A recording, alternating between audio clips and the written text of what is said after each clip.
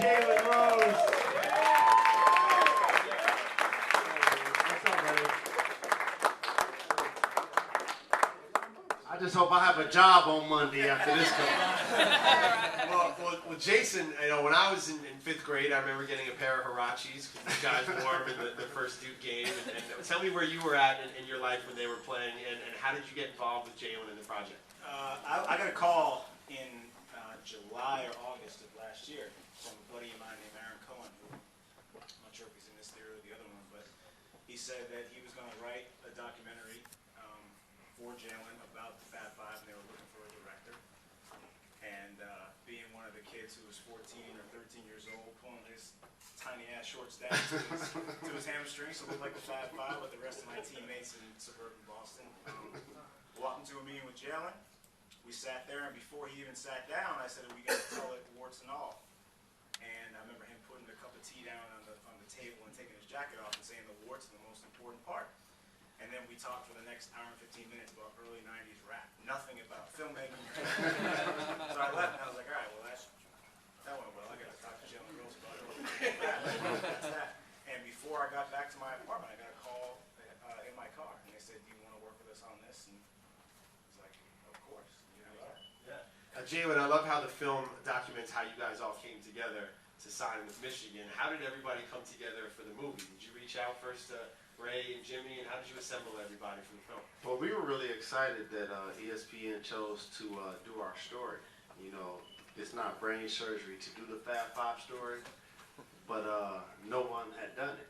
So I'm thankful to ESPN, Connor Shell, John Dahl, my agent Nick Kahn, for creating the right opportunity at the right time. And everybody was excited. They were pumped. You see Juwan sending pictures, Jimmy sending video. You see Jimmy with the open-toe sandals? I mean, come on now, that's classic material. That's what's great about the film is that there is so much archival footage, and as a director, I would imagine there's maybe even times when it was overwhelming having so much stuff to play with. I mean, I haven't been in many situations where it's been overwhelming. We did have a lot, and there's RAPs who, Adam Marinelli and Nicky Spetsaris spent about 18 man-months in the span of 3 months actually going through all their archival footage, making all the phone calls. So round of applause for them, please. Their lives, honestly, their lives in the last 3 months have been nothing but satisfying. So I give all credit to them for gathering all that. But we, like Jalen said, we did have the cooperation of Coach Dutcher giving us those home videos, Coach Fisher